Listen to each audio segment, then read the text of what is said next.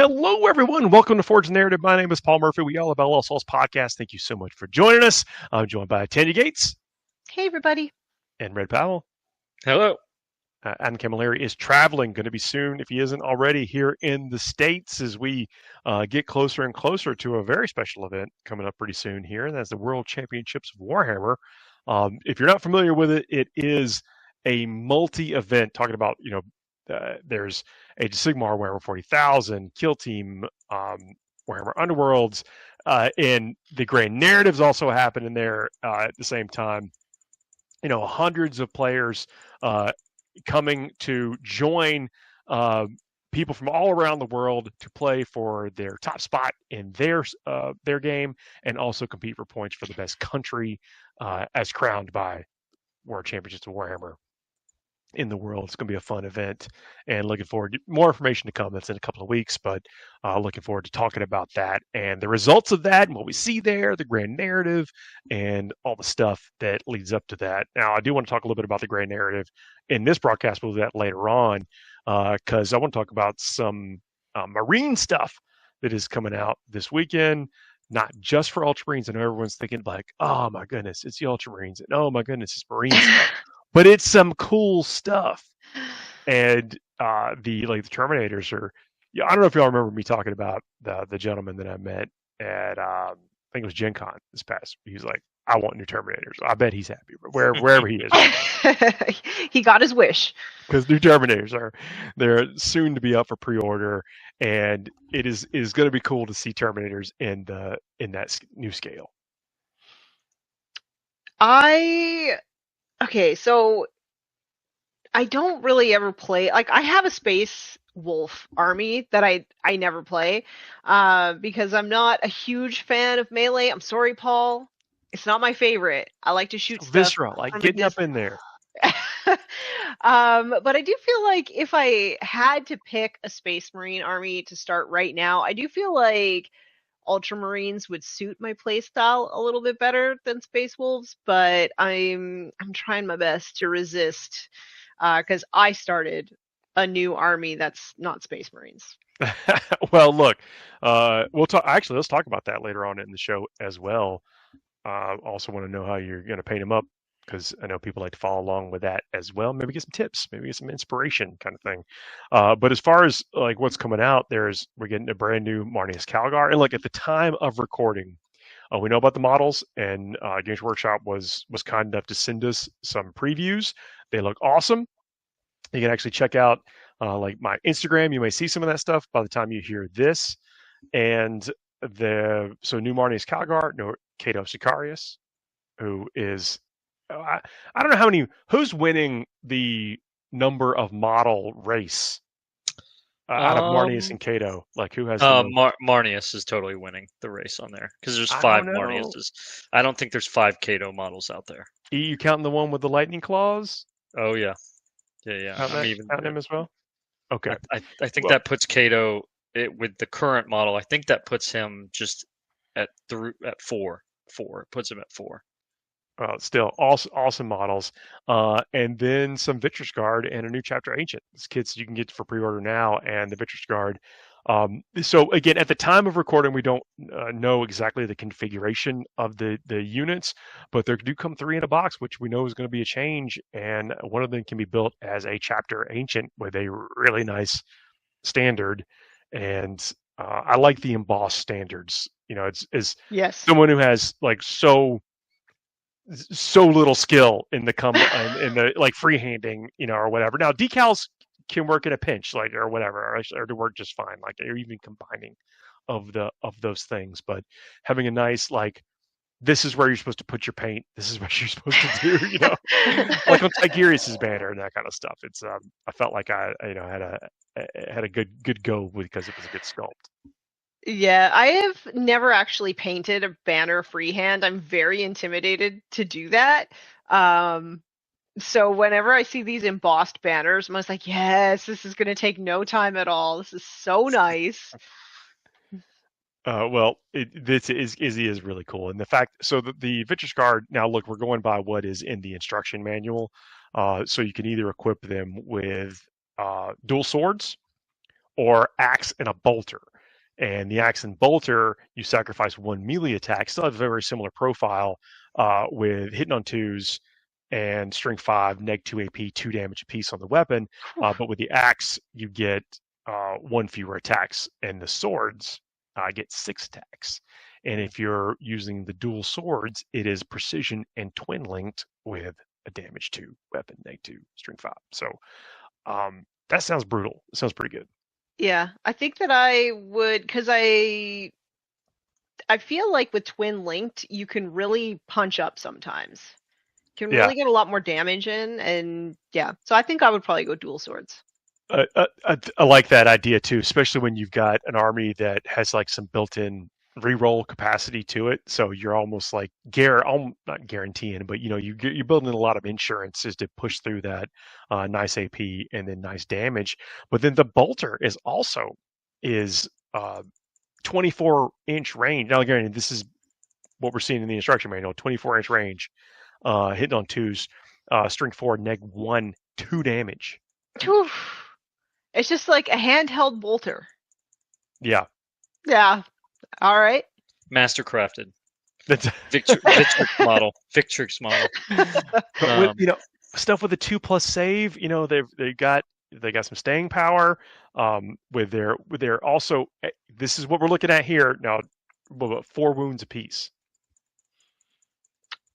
But it's on a Terminator stat line. So yeah, but in the power armor, yeah. So movement is 6. No, movement is 6. So better movement. With a good save, good number of wounds, and I mean, I think this is going to be a stout unit. I don't. So it's unclear right now how you compose this unit. Is it 3 or is it 2? And then, I mean, although on the back of the box it does have 3 Victrix guard that you can configure as, in whatever weapon. The category that you want, and then also there's the chapter. You can build it out of the chapter agent. One of the coolest things about this kit, though, is the shoulder pads, and I love the old company champion shoulder pads. The big, like, bulky plate segmented in the 2 segment plates. Those are present on these models, and I think these are going to be real fun to add to the Ultramarine force, in addition to getting a new Marnius and in his Terminator armor. Well, I saw the Warhammer community article that came out about kind of talking about Cato. He has, it looks like, I may be mistaken, but at least from what I thought I gathered from the article, that he has gotten a promotion. He went from second company captain, which has been his storied position for a long time. Now he is the captain of the Victrix Guard, which is a step up. So I'm interested to see if that means like he can lead his own unit of Victrix Guard or not. So that could be cool. Look, there's also a bunch of upgrade parts that you can get, this actually come in a box and tons of bits and pieces. I love the plumed helms. I'm a big fan of the plumed helms, even on like non-Ultramarine chapter.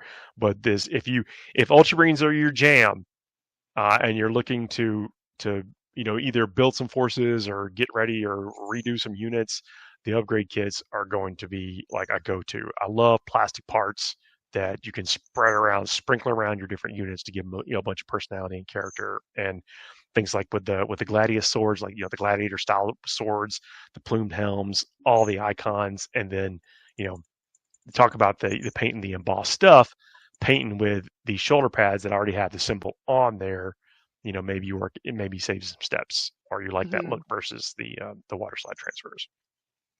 But coincidentally, the upgrade kit also comes with water slide transfers. So lots of ways to personalize your force. I'm a huge fan of that, especially when like you just build a lot of units, especially with the Marine armies, you have, different units that you take off the shelf at different periods of time. And if you can spread around some of that personality and character in the form of these cool bits, I like to do that. So, but the shields, the different helmets, different. I know that some of y'all, let us know in the comments how you feel about this. Don't like the unhelmeted heads, but yeah, it is a way to layer in some personality into the army. I'm not saying that I don't like them. I'm just saying that if you don't have a helmet, you should be -1 toughness. I think that makes sense. And that's okay. So what I've taken to doing is if I ever include a non-helmeted head in my army, I try to place their helmet somewhere on their person, like either it's mag locked or something to an armor plate, or it's like it clearly been just tossed to the ground or something. The other And thing, which I'll totally accept this, Paul, like as we talk about it, we are in the year 40,000 and power fields are a thing, and like localized atmospherics or whatever could totally be like, okay, I've got a dampening field, high explosives can go off near me and this thing just blocks all that out, so on and so forth. Like I'll actually take all that up to like actual ballistics going through it, and then you're like, oh, okay, well, maybe we probably. But I mean, but Terminator armor, like I totally buy that, right? Like I mean, we could see all this stuff. It's the year 40,000. Why not? jumping back to the Vitreous Guard a little bit, is that the capes are separate bits. Oh, So that's cool. and why am I mentioning that? Because sometimes it's difficult to get into the interior folds of the cape. And so if you are a painter that paints in sub-assemblies, or even if you just want to start with the cape being different, that is a distinct separate bit on these models. And I think that's a cool, well sculpted feature. I think every Dark Angel player with the inner circle understands exactly what you're talking about. I've gotten like almost like a pro move where you flatten out that like touch, find whatever the ingress point is on the cape, and then like flatten that brush out, and don't ever pull back until you've got until you come out like a surgeon, to get all paint all over to avoid getting paint all over the legs. Sure. And that kind of stuff. I have taken to priming black, and then if my brush can't touch it, it just stays black. Look, you can't argue with your results. Yeah, exactly. But I try. I like sometimes, depending on the look, that sometimes the cape can be almost like a frame for the rest of the model. And also if you're working like these folds, especially if you're using like a something that helps kind of melt the water slide transfer into the back of the cape, you can put a chap symbol on the back of the cape, and it'll go with the folds and stuff. And if you want to practice that, you want to make sure you want to do something to the interior, it's now a separate bit. You can practice to your heart's content before you slap it on the model. I think that's pretty cool. As we know, Ultramarines are not my favorite chapter. My favorite chapter does not use all these cool weaponry though, and I will say one of the neatest things about the Ultramarines is all of their like icons, and even their swords are different. Some of their plumes are different, and like they seem to have like a lot of bling on their tassels and stuff, and I respect that a lot. Maybe that's why the Ultramarines actually appeal to me, is because they're fancy. Well, there is a lot of like opportunities for like different textures on the model and that kind of stuff, and I can see how they would appeal to folks. But these Vitreous Guard, it's unclear right now about the full composition of the unit, but there are 3 in the box, and there seem to be a way to build 3 Vitreous Guard, which is a market change. Are in maybe, I mean, this is pure speculation at this point, maybe indicates that they're a separate unit you can take outside of just with Marnius, since Marnius comes in his own separate box now. And every bit is cool, and still with those damage 3 fist on Marnius, which is a good rate point. Like damage 3 is pretty big. Mm-hmm. Terminators can get wrecked. Speaking of Terminators getting wrecked, that the Crux Terminatus Battle Force is also up for pre-order, and that's the one that comes with 15 Terminators. Now 5 of them are the regular shooty Terminators, 10 of the brand new Assault Terminators. Also comes with characters and stuff. Like this is going to be a great set. Like they always seem to come with like a bit of a bundle break or whatever, and it's a cool way to get a bunch of the new figures. And if you're at a place right now to where you're not sure what to put in or to build in your army, and you're looking for a hobby project, 18, 19 Terminators probably keep you busy for a little while. Well, and the that mix of the 10 Assault Terminators and 5 shooting normal Terminator squad, That complements well into the combat patrol that comes with 5 shooting Terminators. So That's a it good just point. kind of adds on to it. So it's a good bolt-on package to that as well. For most, if you got the starter set that came with that combat patrol, or you've gone out and gotten that newer combat patrol, it's all there.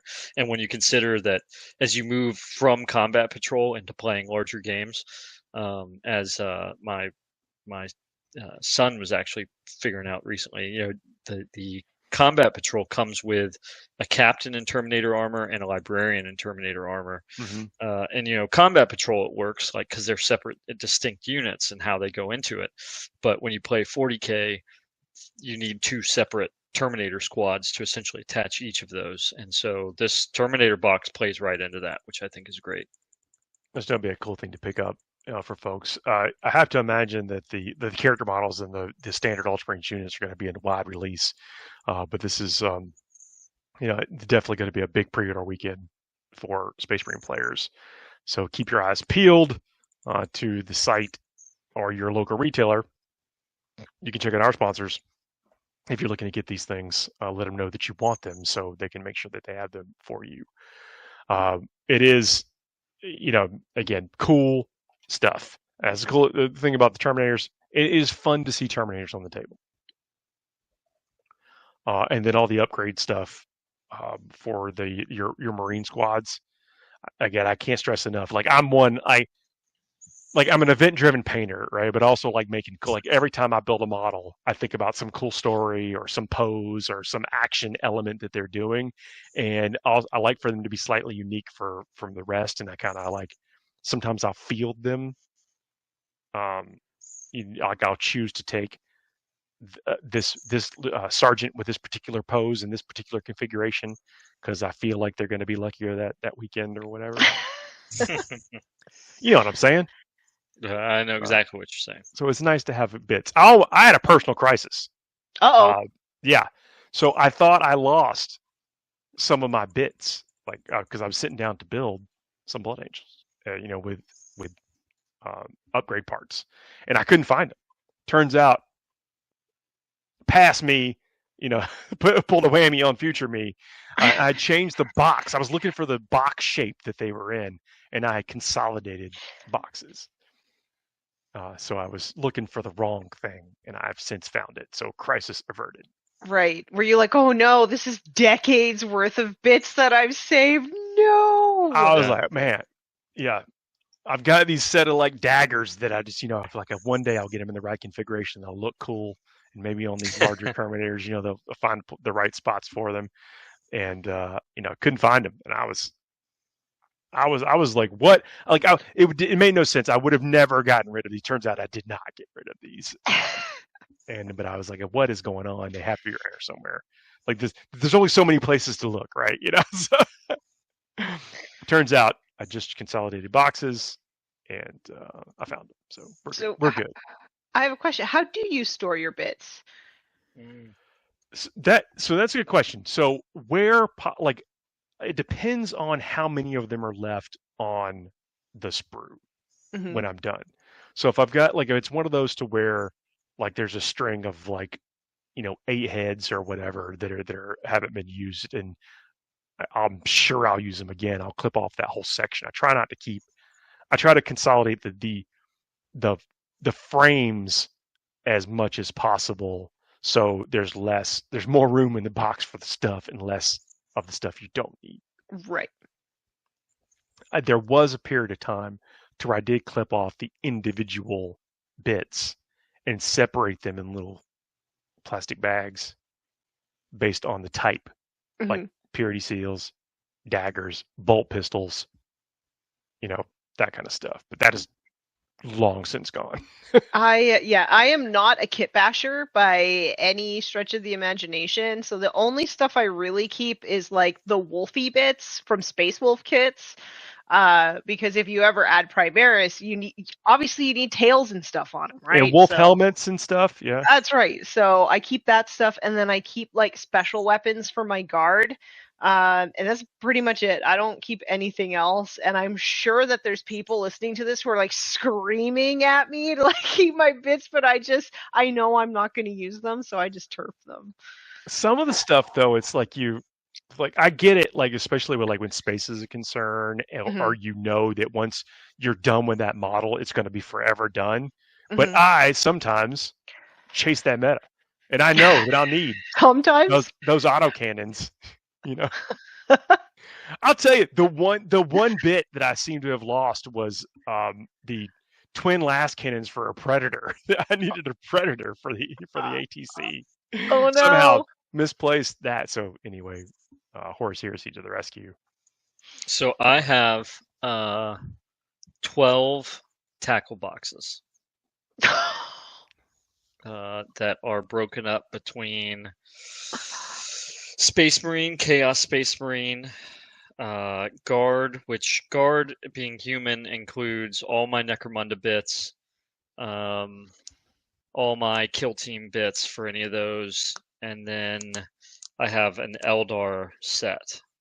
The Chaos, so like in these tackle boxes, it's all broken up. You can open it up. It's like there's the three Space Marine ones, for example. Like, all right, you can easily tell these are legs, and all the bodies that you could make out of all the composite bits, and then all the different weapon sets. You can find all the bolters are like this, all the arms that would go to those bolters are right above it. And I'm not saying like by any means that anyone else has to do this. This is just the system that I've developed over some sanity, right, for yourself. 20 years of traveling around with this stuff. And those 12 tackle boxes, I mean, they're like this thin, right? Like they're like book thin. It's not like the big like toolbox tackle boxes. It's the snapping. You can stack them, but that's way more space saved than what it's been on the sprue. And sometimes, not as much now, but back when I was collecting a lot more as I was acquiring things, it was just a thing while I was watching a show or something like that. I was just sitting there clipping whatever, like after I'd finished building something, I would just clip off all the stuff from the sprue and it would all go into these tackle boxes. And I just have built that up over, again, over a decade of effort. And so that's kind of my approach to it. One of the coolest things about the actual upgrade sprues it is typically easy to store. Like you just clip off what you need and you've got the rest there. And if you need to consolidate, you could, but it's on one frame instead of broken out between multiple kits. So that's one of the neat things, I guess, considerations if one did not. And then we're getting so many in plastic, like if you didn't want to necessarily hold on to all your bits, like a little bits miser, like like some of us do, that if you've got an upgrade sprue, then you're good to go. And then anyway, it's going to be a great time for Ultramarines players and Marines players in general. There's been a lot of Marine stuff come out recently, so it's we're certainly seeing that reflected in like even like some tournament stats and stuff. What people are taking, people are gravitating towards some of the new detachments, which may also mean some new opportunities to build some kits and use these bits in the upgrades that we're talking about. But as far as the Ultramarine players go, like it is, you got to be liking it right now. And I could even see a case for, because these Victrix Guard are built in their stature profile very similar to Blade Guard, and so if you do have to like a lot of Blade Guard, I could even see potentially borrowing from some of these kits and frames and heads and stuff, like because the heads with their like the eagle mask or whatever. Very cool. Very, very cool. All right, let's take a quick break. We'll come back. We're going to talk a little bit more about this. This release is coming out and some things we saw on the community page, and then a little bit of hobby stuff. See you in just a second. See ya. FTN is brought to you by Discount Games Inc. Please visit them at www.discountgamesinc.com. And don't forget to ask Jay about ways to save even more on your hobby projects. Hey everybody, we are back. Thank you for joining us. Thanks for checking out our sponsors and coming to us after the break. So we were just talking about the Ultramarine upgrades, the Crux Terminatus Force, the new Victrix Guard, Marnius Calgar. Tell a little bit about Kato Sicarius. If that is your jam, you're going to have some hobby time coming to you, and it should be fun. We didn't talk about this specifically, but the upgrade kit also has some vehicle upgrade parts like symbols that go on, like Impulsor and Rhino doors and that kind of stuff, which I think is also neat that they did include that, because I know one of the things, like Blood Angels have them, but they come only on specific kits and they run in short supply. So having some of this in a more accessible kit for your chapter, I think, is really nice. I never get tired of this transfers either. Like being able to have enough to where you feel like you don't have to skimp on them. Which is also fun. I've only ever used a transfer once, and it was for a model that was not for any of my armies. So, what I do use the transfers for is fingernail art. Oh, that's what I save them for, and that's nice. it. Cannot argue with that. So one of the neat things, like with the Eldarian stuff, like the enough of the slide transfers come with enough kits to where you feel like you now have like enough to be able to layer around your army, if you so choose, which I think is pretty neat. But it's also nice to have this kit that you can just break out and go to. It's easily accessible. I like that. Separately, before we jump into like the next thing we're going to be talking about, is I caught a clip on YouTube of an armor historian looking at Warhammer 40,000 armor, and long story short, they were impressed. They thought it was cool.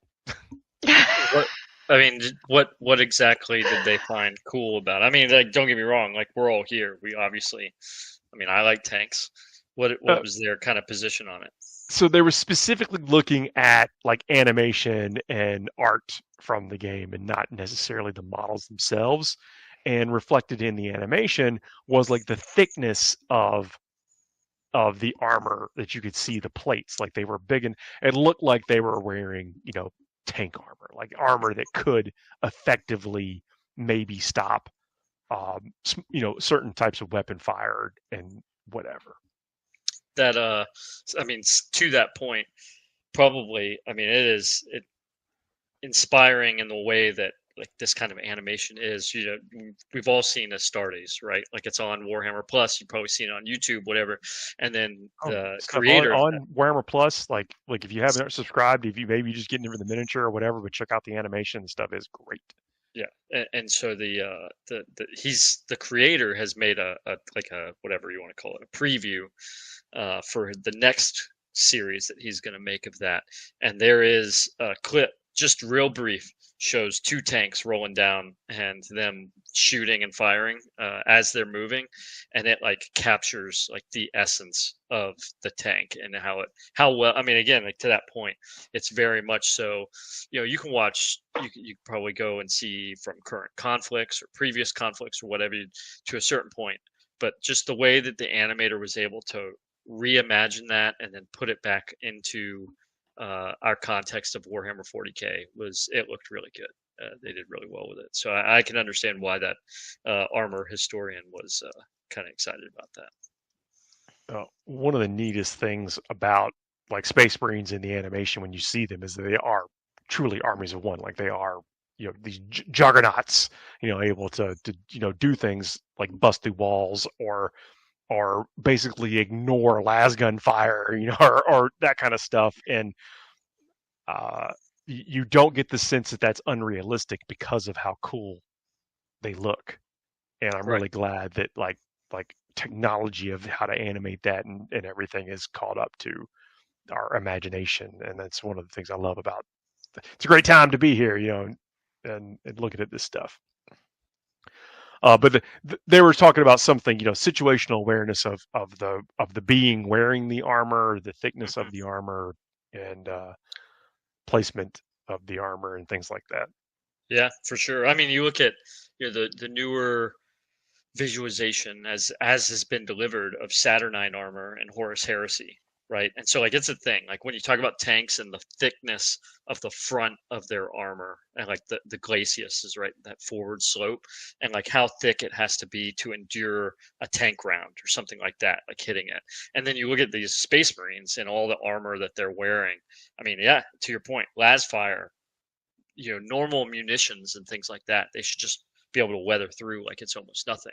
And Saturnine is almost like the it's a far end of the spectrum of heavy duty armor and just the covering and everything else, but it has little Not to knowing what no. you're going to encounter in space, you're thrown out there for Sure. the worst conditions. It's, right. It's pretty cool. But it goes, kind of mentions the fact that the thickness of Warhammer armor is, on a completely different scale than would have ever been imagined by, or been worn by humans. Sure. In any time where that type of armor would have been worn, and then it's further supported by the fact that it's you can easily suspend that disbelief because it's these beings that are head and shoulders, maybe even two heads, two shoulders, more massive than humans on today's scale. Well, and you bounce through, I mean, so many little good tidbits. I really appreciate the way that the writers across the Black Library have really built into 40k lore of the development of the Space Marine and the super, the metahuman, the superhuman physique that they have, and the development of the Black Carapace, which is an add-on thing that they have to have installed as they like come into their own as Space Marines, and like what it takes for them to get there to be able to just wear power armor at the like level of what they're doing, right? And we can see in the different marks where like Thunder armor or Thunder warriors wearing like Mark 1 armor, like it doesn't necessarily have all of the, it's not fully enclosed. It doesn't have all the same things that power armor has. And to watch the progression from Mark 1 to 2 to 3 to 4, all the way up to where we're at with Primaris, and then to see like everything. Like RT001 or whatever is Mark 2 armor. Right. It's just really cool to see that progression, and also knowing that, like you said, you've got to have a superhuman underneath it with all of this extra like meta 40k science that has been explored by so many different characters, not just the Emperor himself, who ushered in the age of the Space Marine, but also characters like Belisarius Cawl, Fabius Bile, and different ones that have kind of experimented and gone through this process. And so it's really been fun to read some of that, even in the Horus Heresy or in some of the new 40k books, as it's come about, and like the different things that led up to this point. And so pretty awesome kind of just scope and development of how did we get to power armor, and what does it take to make that thing do what it does. So looking at it, I mean, I try to look at it, of course, with like fresh eyes and trying to be, examined. So, when you see things like this and people examining it. Now, I believe the person describing this was already a fan of 40K, but you also got to think that some people are seeing this for the first time, and I think that they're getting the scale of just how massive the universe of Warhammer 40,000 is. And, so I try to look at it from that perspective, and like, yeah, I mean, granted, already a fan, of course. But like looking at this, and you're seeing these giant beings in this even more massive armor next to some what you compare as like a normal human type thing, is start like you gotta think, oh, this is pretty cool. I need to pay attention to what's happening with this. The Terminator, right? At the 40k events, they have the Terminator, like that's it. That's the scale, and that thing's massive, right? Not just on the base that it's on, but like if you're looking it's 10 feet off the base, because that's how tall it is. Yeah. Right. And then they have some of those banners that are supposed to be like life-size representations. I think one of the coolest, we were at Gen Con, and they had that banner that's Archaon on his like mount, and it's to the ceiling. And I mean, and that's a massive open ceiling area, and you're just looking at the scale in reference to just yourself, and you've got this huge thing bearing down. And I mean, they do a good job of kind of putting, as people come to some of these events and the things that GW's showing off, they do a good job of kind of making that scale very much more in person.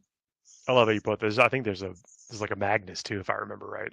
Like there's like, you see just like people look at it like that's it. This is 40K is massive. And we know we're going to talk about the Grand Narrative a bit, but at the World Championships in Grand Narrative, typically there'll be a banner that represents a life-size Abaddon and the lion, like there, and it's like just these massive, cool-looking beings there in high def, and you can go see how you stack up next to one of these superpowers in the universe. But like actually transition into the grand narrative. Grand narrative. I know, Red, you participated last year, and we've talked about that. Yeah, I've gone to every one previous as a participant, as a player, for the last 3 years, and then this year it looks like I get to be. I won't give anything else away on it. No spoilers. Right. But I will be participating as one of the team members of the event, which I'm pretty excited for. That's going to be a ton of fun. Really looking forward to it. People have an amazing time, and if it's not on your list to do, and you're looking to come and play Warhammer in a story-driven event that actually can impact the story of the tapestry that is Warhammer itself, written into the lore itself, it is something to put on your list. People like they come in character, dress in costume sometimes. It's not a requirement, but people really get into it. There's a bunch of theming around the army.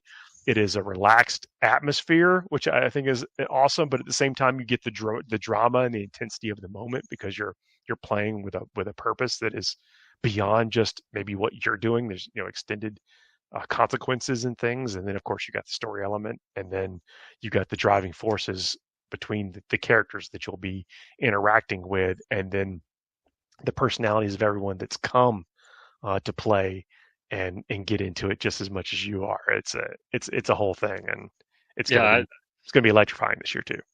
I'm sure. I mean, last year, every year has grown, and the first year was amazing. The second year was amazing. The third year was amazing. And it's an immersive approach to storytelling in a lot of ways.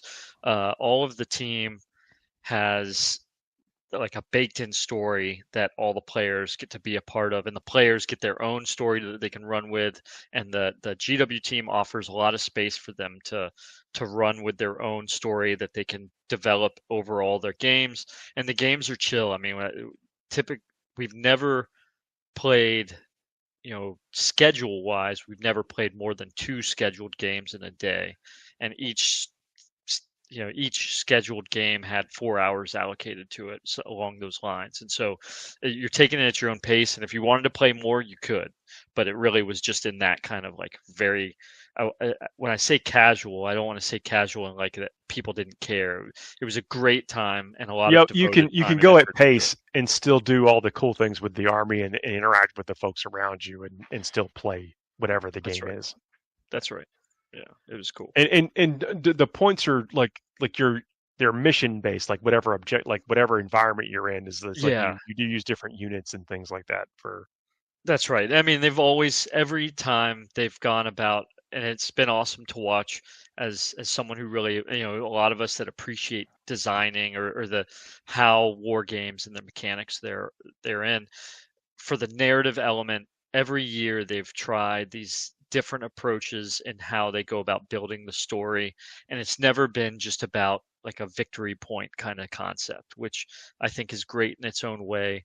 It's not about primary, secondary, challenger system, what have you, and not saying there's anything wrong with that. That's just they're very, I think that Games Workshop has always been very upfront, and here's the competitive format, and then for everyone, they've also said, well, here's also the Crusade format and the Crusade concept. And bookkeeping aside or whatever, you didn't have to do that at any of these grand narratives. You didn't have to like play hard into the Crusade system.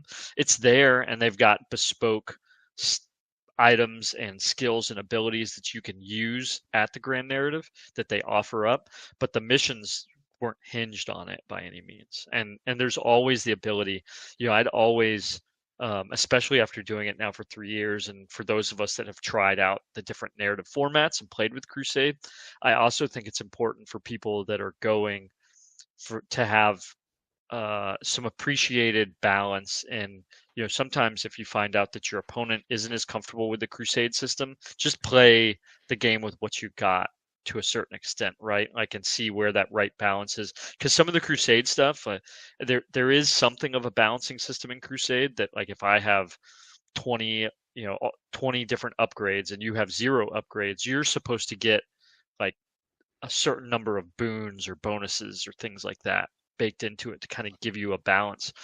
But I don't know if they necessarily make up for the fact that all of my units infiltrate, scout, and hit and reroll and all good. this other stuff, right? I mean, there's a lot of great stuff out there to stack up, and by the time you get to the end of a 6-game event or something, you could have quite a bit of upgraded stuff given how things go. But it's not about just there is an aspect to enjoying. A lot of us like RPGs. A lot of us like leveling up and like grinding to build characters and things like that. But it's really about the story, and they do such a good job of focusing at the grand narrative on the story and how it like escalates. Last year they had these devices. Each faction had these devices that progressed based on how the factions were doing and whatnot, and it was really awesome to watch. Like, there was a chaos artifact. There was the Imperials were trying to work through dealing with some archaeotech, and then the interlopers were working through. It was really an orc who was trying to work through his orky device. It was pretty awesome. The whole scope. Wait, you said an orc thing is awesome? Yes, because of the way they brought that to life. For all that I know, okay, like everyone catch their breath. Yep, you got me. Mark it on the calendar. For everything that they did to do that and bring it to life, it was really good, and so I appreciated the effort in that. I mean, like, we've all seen it, right? Like, you go back to some of these old classic movies and the effort that they took to bring some of the aliens or monsters or whatever on screen to life with like real makeup and real constructed effort that go into some of the cosplays and things like, I mean, costumes for movies, but cosplays for 40k and the grand narrative. The event did that. It wasn't about there. And don't get me wrong, CGI can be beautiful, and there could be some amazing artwork to that too. Beautiful stuff. But seeing the stuff and having like some reality and texture to it was practical effects. Absolutely, it was amazing. And people to get into it, not just the folks running it, but also the players themselves. Like, I'm glad you used the word immersive. I think I was trying to fish around for it earlier, but immersive into the space. It's fun. And if you're curious about it, there'll be some information. Well, I don't know for sure, but I'm sure there will be some information on the Warhammer community page. There's some already out on the baseline story, because they already did an awesome Warhammer grand narrative at Warhammer Worlds in the UK. And so last year they did them concurrently, where they happened at the same time, which I think was awesome, and how they were like tying it together between the two, because they were like happening at the same time but in separate locations, and there was some back and forth on what was going on. This time there's some progression from what I understand, and it's already out there. There's some of the story and aspects and things. There's a Thousand Sun Sorcerer, there's a Death Watch Captain. Trazyn was seen at Warhammer Worlds, like Trazyn, like the Infinite, the dude from collecting things, Necrons. It was just awesome stuff. And so then there's a Harlequin. Like, it's all on you can see some of the community page. They've got some of the pictures from it. They're amazing cosplay stuff. And I wish that, it's one of those things to go there to Warhammer Worlds and to see all this stuff play out. Like that's an amazing thing. But I'm super excited to see the progression of that. It's not that this grand narrative here at the World Championship is going to be necessarily any better. It's just a progression, right? And so that was part one. This is part two amazing events, and this is going to be really cool to see where they take it from there. Well, more to come on that, and also more to come on the World Championships as folks have been competing and winning their spots into that, and are going to be competing for best in their country, as well as closing out the ITC, the international tournament circuit, where people have been vying for positions for their faction and overall in that, and that's all going to come to a head here in Atlanta. Very excited about welcoming folks into the city, and being the best host possible. While everybody else is putting on these amazing events, it's gonna be fun. Speaking of fun stuff, Tanya, before we got going in the pre-show, you were telling us you just started a new project. I did. I started an entire new army. I was feeling a little bit. I guess a little bit burnt out with Imperial Guard, because I've been going hard into them for 2 editions. You got to change it up a little bit.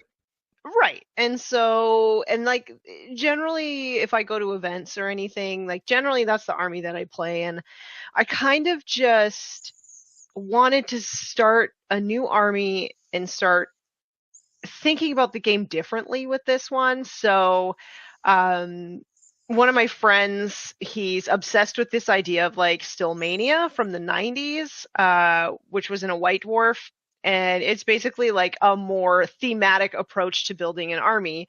And I was like, this is really cool. I'm going to definitely take that and use it to create this Tyranids army. And so I have not even really looked at stat lines besides like this unit shoots and this unit fights and this one infiltrates, right? I haven't Nothing wrong with really rule of cool in it. Right. And so I also decided I really wanted to like save an army. So I have sourced a lot of secondhand bits, and I've got a bunch of bugs from like different generations, right? So I've got like some pewter, I've got some fine cast, I've got lots of plastic. And so I've got like 4 major themes for my army. The first one is that the storyline is that this particular hive fleet splinters off into like several different sort of arms before it like reconvenes onto a star system and eats its way through. So that's like the overall narrative theme. I want to somehow play into that theme by, in every single game that I play, I have to put some things in reserve to sort of replicate the fact that they're coming in from a different area and they're coming in onto the same battlefield. And then I've got an overall look that I want to go for. I'm like obsessed with these spiny flower mantises. They're just a really cool looking real bug in real life, and they're generally like pink and green and sometimes orange. And so I'm doing that overall kind of paint scheme, and then I'm doing 1,000 points at a time, so that I can actually like have enough stuff at the beginning to go play some pickup games with friends or whatever. And so my first 1,000 points is going to be generally themed on being like a sort of scouting recon kind of element. So I've got lots of little bugs, and I've got things that infiltrate and deep strike and all that stuff in this first 1,000 points. Have you got like a test model done up yet? Have you posted it yet? I haven't posted it, but I do have it. If people are watching on YouTube, they can kind of see, but it's like really bright acidic green and kind of a rosy pink and like dark green for like hooves and talons and stuff like that. So, and then when I've got brains and venom sacs and stuff, those will probably be like really bright orange. Mm-hmm. That's gonna be crazy. That looks good. Keep us posted. I mean, again, nothing wrong with rule of cool in it, especially when you are kind of tiptoeing into a new army that you chose, for every reason is good, and then finding something that you like the look of, and then you're going to spend a lot of time with the army. So that's really cool. I am, but I'm also learning how to speed paint because I'm sick and tired of spending like 30 plus hours on a singular model. So while I'm painting my first batches, I'm doing it with friends. So when I'm like, oh, maybe I'll paint some stripes on these, or maybe I'll paint some like leopard print or whatever, they'll be like, no, Tanya, speed paint, stop so friends it. for guardrails to keep the all right, no, whatever it takes. Yeah. Put those blinders on, Tanya. Save the leopard print for the Swarm Lord or whatever. Yeah. Nice. That is pretty much our show this week. This has got a lot of things, happening in the Warhammer world. The meta is I won't say it's all over the place, but it's anybody's game out there. Like I'm hoping that folks are experiencing this with their own games, is that you really can seemingly kind of play into any type of situation, any pickup game, and feel like you got a shot at doing how you would expect to do. out there. That's been my experience, and it seems like a really fun time to see some expressionship of generalship, and also taking it's the wide open about what you can actually put in your army. It seems, as long as you're at least focused on trying to claim the objectives and things like that, which is fun. So good time to be playing 40k. Y'all got anything else to add before we wrap up? All good here. It is a pleasure. Please do not forget to leave us some comments and do the 5 stars and all the stuff we normally ask for. It means a whole lot to us. And we will see y'all next week, everybody. Y'all have a great night. Bye, everybody. See ya.